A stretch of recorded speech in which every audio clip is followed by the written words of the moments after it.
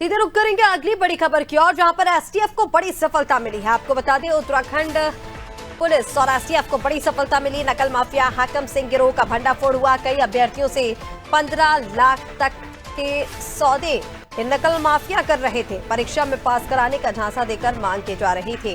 चलिए अपडेट्स के लिए हमारे साथ सोनू लगातार बने हुए हैं। सोनू, उत्तराखंड पुलिस और एसटीएफ को बड़ी सफलता मिली है। नकल माफिया हाकम सिंह गिरोह का भंडाफोड़ किया गया। अब देखिए, उत्तराखंड की धामी सरकार लगातार जो युवा हैं उनको ये भरोसा दिला रही है कि जो सिस्टम खास तौर से जो परीक्षाएं हैं उनमें गड़बड़ झाले का चला आ रहा था, उस पर मौजूदा सरकार ने पूरी तरह से विराम लगा दिया है। और लगातार इससे संबंधित जो पहले अपडेट हुए हैं वो सभी हमने अपने दर्शकों को पहुंचाए कि किस तरह से मुख्यमंत्री के निर्देश पर जो नकल होती थी, इस नकल के पूरे एक गैंग को नेस्त नाबूद किया और इसमें बड़ी संख्या में जो इसमें संलिप्त पाए गए उनको सलाखों के पीछे पहुंचाया गया। जब सरकार ने इसको गंभीरता से लिया और इसके साथ साथ सरकार ने एक जो अन्य राज्यों के लिए भी एक प्रेरणा का कार्य कर रहा है, सख्त नकल विरोधी कानून जो है वो सरकार अस्तित्व में लाई। चूंकि इस पूरे के पूरे मामले का किस तरह से नकल माफिया जो है उत्तराखंड में अपने नेटवर्क के माध्यम से युवाओं को ठगने का, उनको बिना मेहनत के लालच दे करके सरकारी जॉब का पैसा ऐंठते थे। और जब इसका खुलासा हुआ मुख्यमंत्री की पहल पर, तो निश्चित तौर पर तमाम जो इसमें संलिप्त थे वो सलाखों के पीछे गए। और उस वक्त ये हाकम सिंह जो कि इस पूरे के पूरे पेपर लीक मामले के, हम कहें सरकारी नौकरियों में के सौदागर कहें या फिर पेपर लीक मामले के जो मास्टरमाइंड थे, इनको भी, हाकम सिंह को भी सलाखों के पीछे पहुंचाया गया था। और यहाँ तक कि फिर इन पर जो दर्ज मुकदमे थे उनमें कुछ और धाराओं को ऐड ऑन कर इनकी जो संपत्ति थी उस संपत्ति को भी कुर्क करने की प्रक्रिया शुरू हुई थी।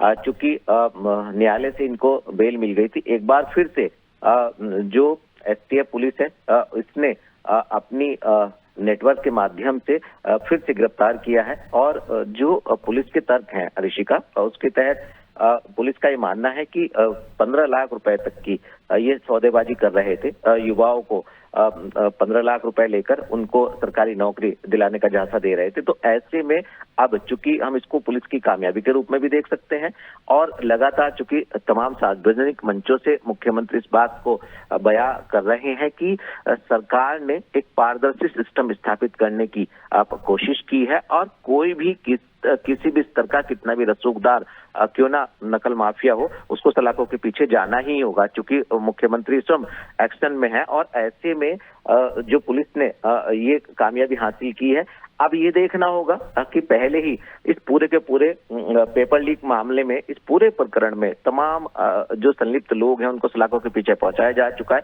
एक बार फिर से इस मास्टरमाइंड हाकम सिंह को गिरफ्तार किया गया। अब इनसे संबंधित दोबारा से जो इनके नेटवर्क में लोग आए हैं उनको आखिर कब तक सलाखों के पीछे पुलिस पहुंचाएगी, ये देखना होगा। जिस तरह से सरकार लगातार प्रयास कर रही है कि युवाओं में एक विश्वास सरकार के प्रति, सिस्टम के प्रति एक जागरूक हो और साथ ही साथ चूंकि सरकार के मुखिया और तमाम विभागों के जो मंत्री हैं वो समय समय पर युवाओं को जिनका चयन होता है पारदर्शी सिस्टम से, मेहनत के आधार पर जो परीक्षा उत्तीर्ण करते हैं उनको नियुक्ति पत्र भी मुख्यमंत्री वितरित करते हैं। और अभी तक उत्तराखंड की धामी सरकार ऋषिका तकरीबन 24,000 से ज्यादा युवाओं को सरकारी नौकरियां प्रदान कर चुकी है। तो ऐसे में समझा जा सकता है कि कहीं ना कहीं सरकार ने एक बड़े नेटवर्क को नेस्तनाबूद किया है और आगे भी ये पारदर्शी व्यवस्था कायम रहे, इस पर सरकार और पुलिस का पूरी तरह से फोकस बना हुआ है। बिल्कुल सोनू, लगातार सरकार इसको लेकर प्रयासरत है। कोशिश भी यही की जा रही है कि जल्द से जल्द इस तरह के जितने भी गिरोह सक्रिय हों उत्तराखंड में उस पर शिकंजा कसा जाए। फिलहाल तमाम जानकारी के लिए बहुत शुक्रिया। और ये बड़ी सफलता उत्तराखंड पुलिस और एसटीएफ को मिली है, जहां एक बड़े गिरोह नकल माफिया का भंडाफोड़ किया गया है।